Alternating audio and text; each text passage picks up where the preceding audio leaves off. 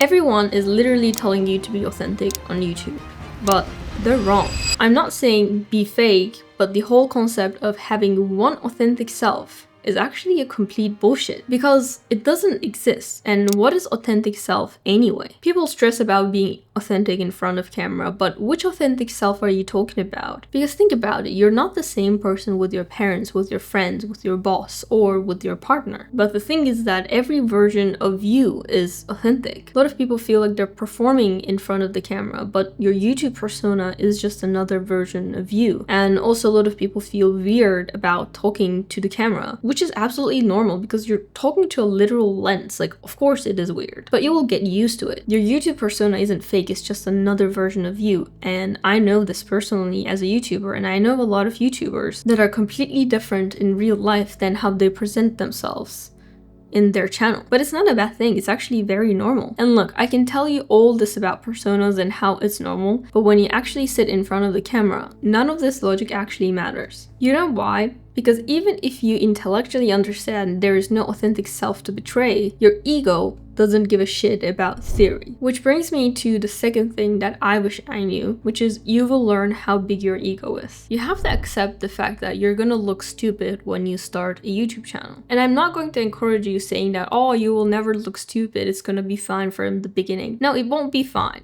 You will look stupid probably, and you will also realize how stupid you look when you make crappy videos. But you have to accept that, and you have to overcome it. Most adults fear starting something because they're scared of looking stupid because it damages their ego. The bigger your ego is, the more you will feel humiliated for the fact that you're not good at something. But you have to accept that your first 20-30 videos will be crappy. Like, you will literally make them spend hours on them and really wanted to cry because of how bad they are. But that is the whole point. When I start something new and I'm bad at it, I always remind myself this quote from the founder of LinkedIn. It was something along the lines of, if you're not ashamed of the first version of your product, you've launched too late. And literally the same thing goes for your YouTube videos as well. If you're not ashamed of the version that you published on YouTube, it means that you spent too much time on it perfecting it. But during that time, you could have made another video that helped you improve your video skills. And showing this publicly, showing how crappy your videos are, and showing it to the whole world, like literally your ego screams against this vulnerability. Like, YouTube forces public failure. Views, likes, comments, subscribers, everything is visible, not only to you, but also to others. But actually this discomfort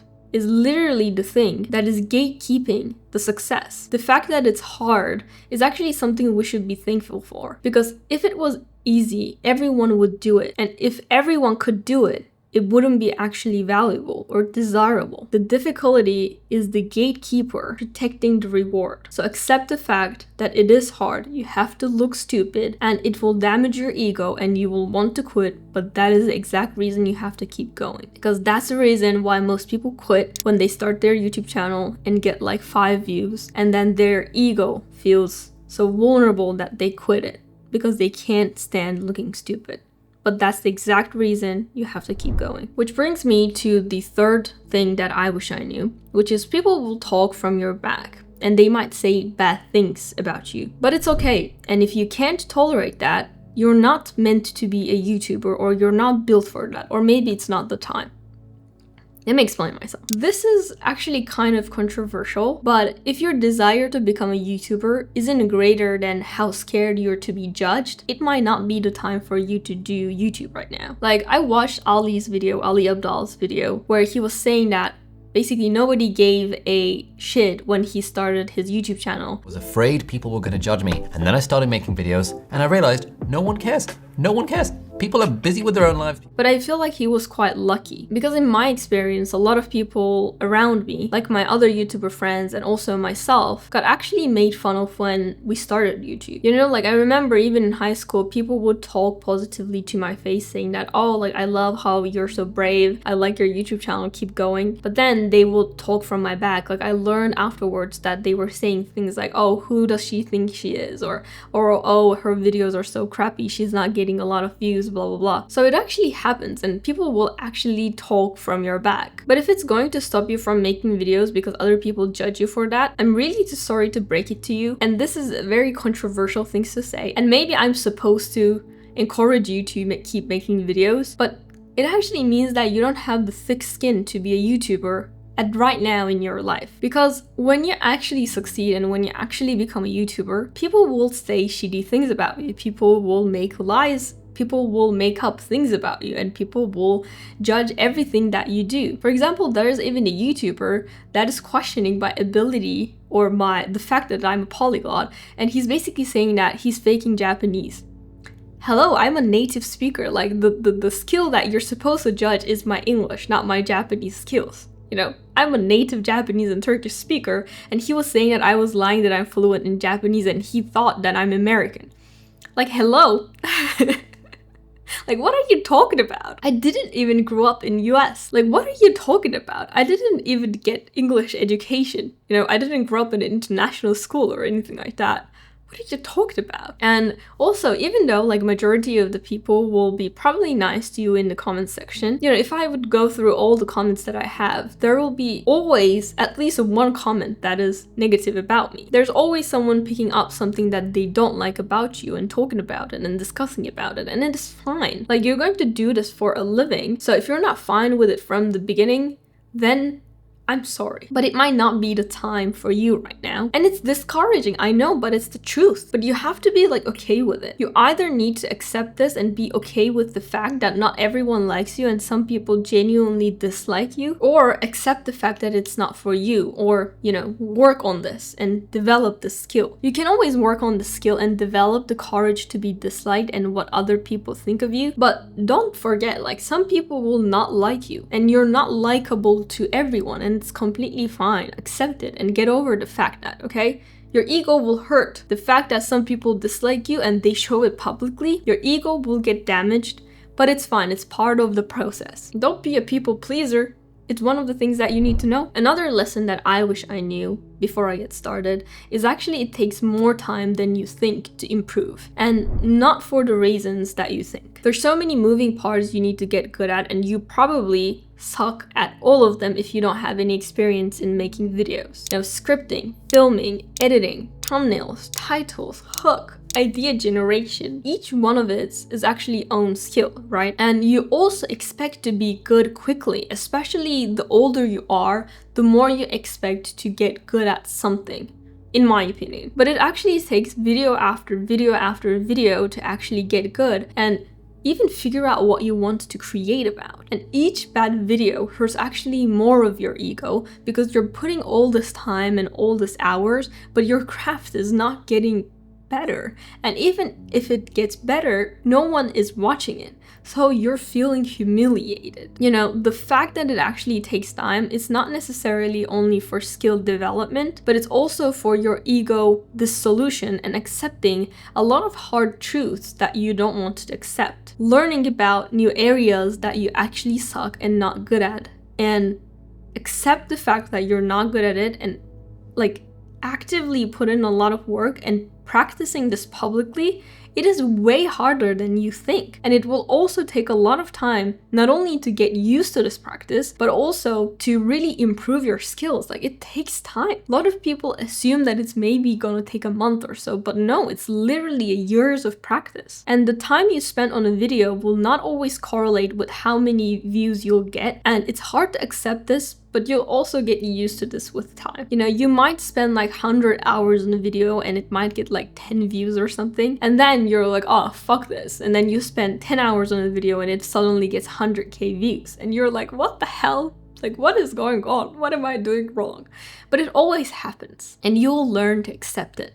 Because creativity is not measured by the times that you put into work. It's not linear like other works that we do. Especially if you're coming from a corporate world, I think this is a very hard concept to understand maybe. The only thing that you need to do is learn with each video what you can do better for the next time and what you did great this time, and keep practicing this, keep improving this. Literally my channel concept, Kaizen, like improving all the time, small steps and improving constantly. Okay, so making content is hard as hell, especially with a 9-to-5, right? And you're probably wondering, like, how the hell other people are so consistent? How are they managing all of these things? Because it takes you forever to make a video, and some people are like consistent every single week.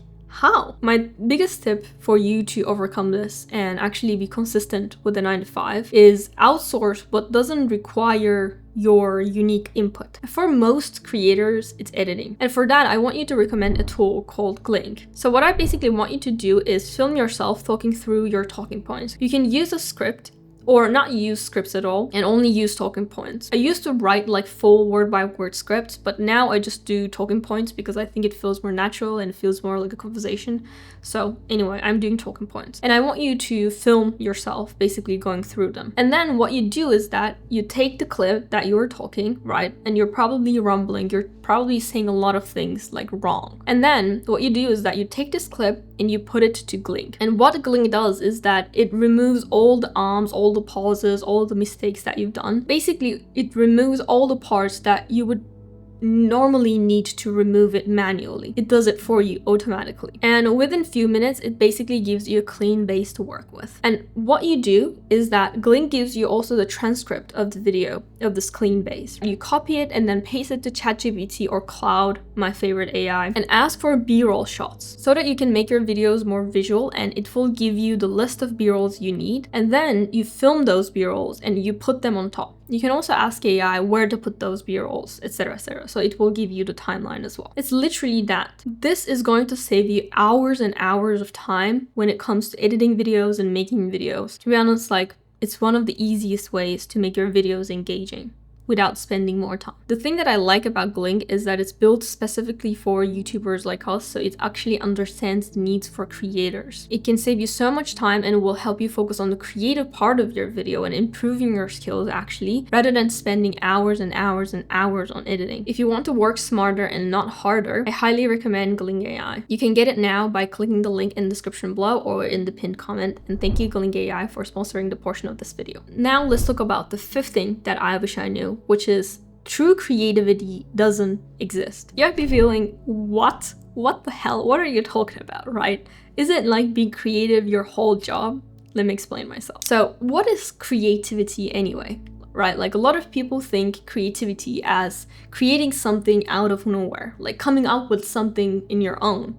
But it actually doesn't exist. You can't create something out of nowhere, because creativity, or like coming up with something, is all about actually connecting seemingly irrelevant dots to each other. And you're connecting dots unconsciously as well. Everything that you come up right now that you might think that didn't exist in the world before is actually a combination of the things that you encountered and you picked up subconsciously. And there's a book that explains this perfectly, which is one of my favorite books, and you have to read it if you want to become a YouTuber, which is Still Like an Artist by Austin Kleon. His books are really good, by the way, so read it. And this creativity, like the fact that creativity doesn't exist, also applies for the people that you admired. Everyone you thought that are truly creative also combine things that already existed before them. For example, let's think about Steve Jobs. He combined tech with minimalism. Did he come up with minimalism? No. Did he come up with phones? No. But he combined both of them and created something new, which is iPhone. It didn't come out of nowhere. He created already existing elements in a way that other people didn't do before, and we call this creativity. When you think in this way, creativity becomes more accessible to you when you suddenly stop treating as something that, you know, like suddenly comes to you, because it's actually not. Like, here's a personal example, right? I have this thumbnail where I'm holding the melting clock and it says time is ticking. People literally told me like, oh, this is such a creative thumbnail, blah, blah, blah.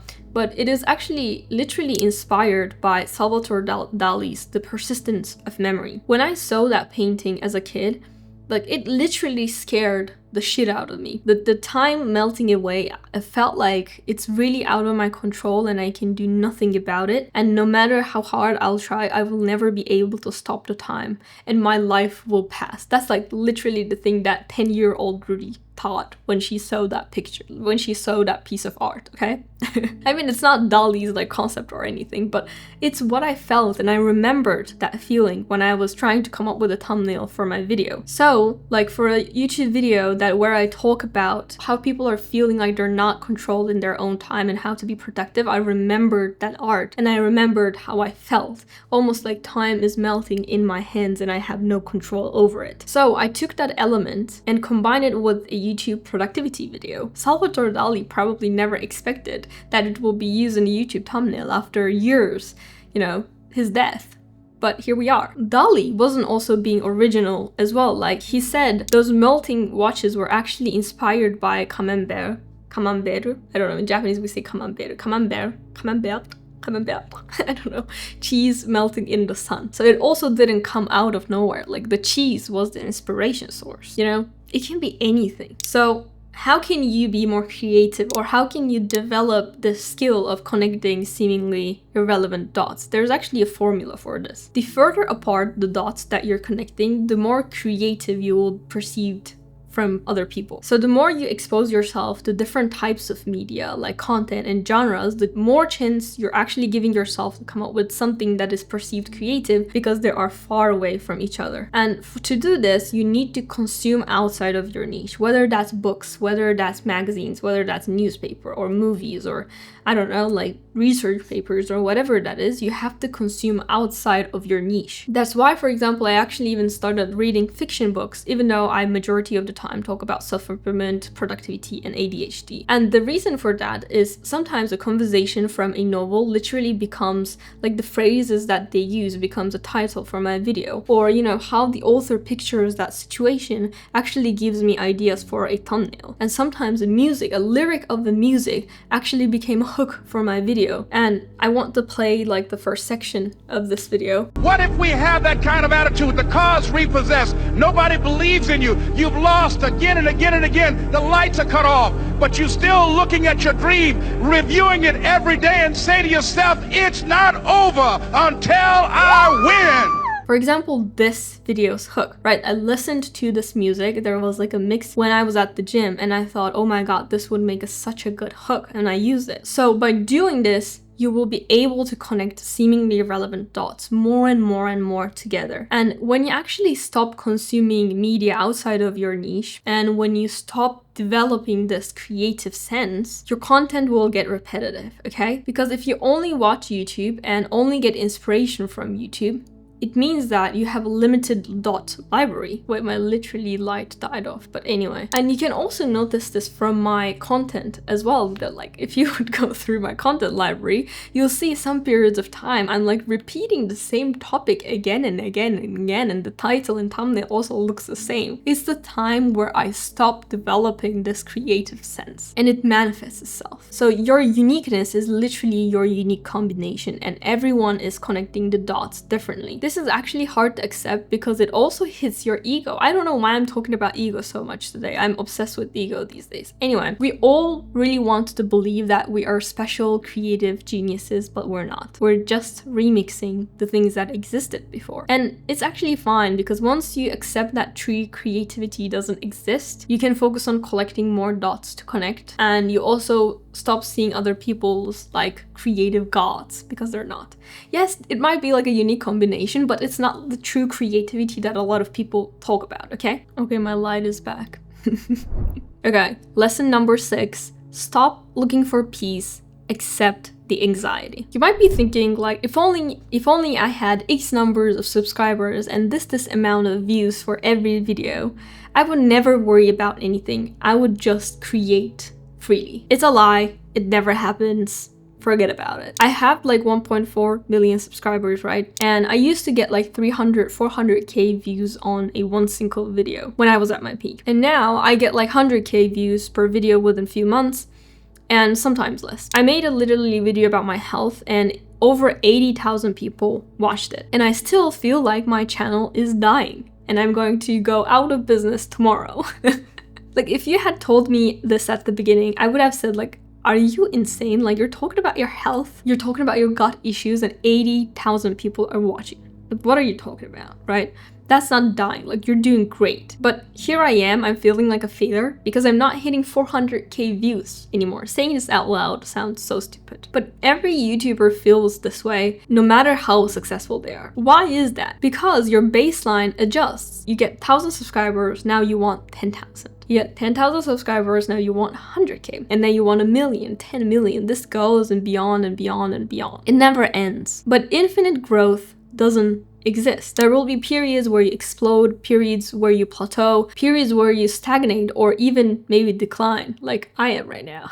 But that's actually not a failure, and that's how growth works. Look at like any channel's analytics over years. It waves not just like a straight line up. If it's a straight line up, they're in just their like explicit like growth phase, and then they'll get maintenance, blah, blah, you know, it will continue. So you have to stop looking for peace and accept the anxiety. Accept the fact that you will feel always anxious when creating content. No matter how many videos you published, when you hit that publish button and when you get that ranking in an hour, you will feel anxious about it. The anxiety never goes away. You'll always feel like you're one bad video away from irrelevance. Like Mr. Beast talked about this, Emma Chamberlain talked about this. You know, every creator, no matter how big, wakes up thinking, is this the video where people realize that I might not be that good? So if you're waiting to feel secure, like to feel big enough to create freely, you will wait forever. The only thing that matters is actually the fact that you keep going. Because the moment you quit is the moment you actually fail. Not when your views drop, but when you plateau and when you stop uploading. So what actually helps is that stop chasing peace, right? Like accept the anxiety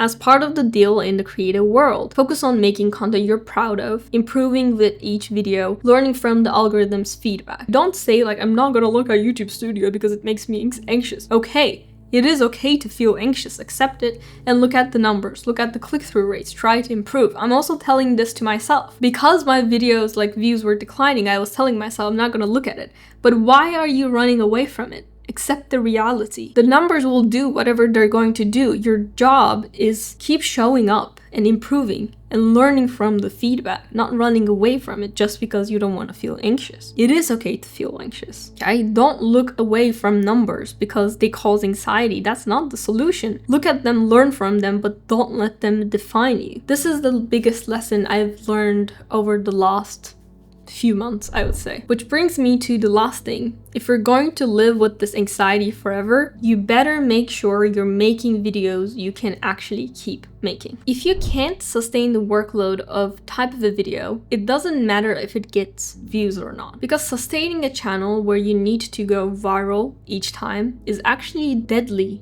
to your mental health. It's just like too much of a high pressure. And it's also a very shaky business model. Many YouTubers with this model either burn out or quit and they start like a new YouTube channel which is more casual. For example, like Matt Devella. He talks about this anxiety and he talks about this quite a lot because he like uploads, and when he uploads it has to get a lot of views, right? Or Leon Hendricks, who literally quit and started a podcast channel. Or James Johnny. He also started a new, more casual type of a channel. But this is my conclusion. Maybe there are other different reasons, okay? Anyway, by the time your viral video idea is also ready, the landscape of YouTube might have completely changed because these people are working on one single video for 3-4 months, and during that time things might have changed, you know? And plus, once you get sponsorships, they expect a certain view baseline. So you literally talk like, okay, for this amount of views, we can do this amount of sponsorships, like rate basically. When you do that, when you start to get sponsorships, now you're not just chasing views for ego, but you're also chasing them for your literal rent. Every video becomes make or break. So you have to make videos that you genuinely enjoy making, and also build a schedule that you can maintain without wanting to die.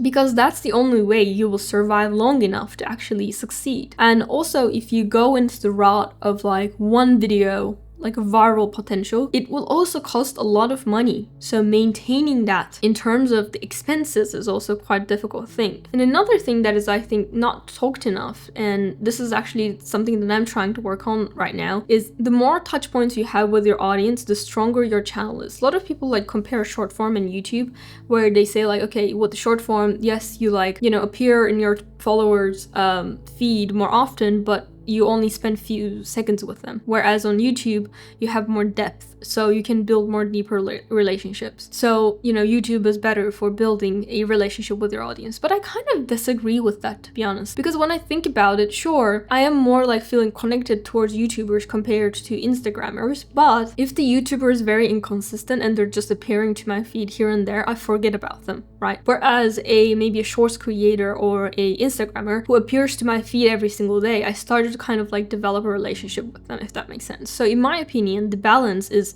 probably somewhere in the middle. It's not just like 1 or 2. And there's even this like a marketing principle called the rule of 7, where people need to encounter your brand 7 times before they take an action. And I think it's quite actually true with content as well. If you're posting only once a month, like moonshot videos, you're barely staying in their consciousness. And that's probably the issue with my channel as well. Sorry guys, you guys have forgotten me. But you know, if you're posting consistently, even if each video gets fewer views, you're actually building real audience connection. When I grew my channel, I was posting 3 times per week. And even though the views were lower, I feel like I was building more of an audience. So that's the thing that I'm trying to do right now. Like, not only to increase the amount of YouTube videos that I post, but also appear in different social media platforms. But if you're just starting, I would say focus on YouTube, because that's gonna take enough of your time anyway. So yeah, these are the 7 things that I wish I knew when I started that nobody told me. Like, every other video that I watched is super encouraging, super positive, but that's not the reality, right? Like, there's some hard truths that you need to accept, and there's some facts that you might not like looking stupid. People will make fun of you, etc. But I hope this video helps you, and if you want to learn more about how I actually grew my YouTube channel from 0 to 100K, then watch this video next.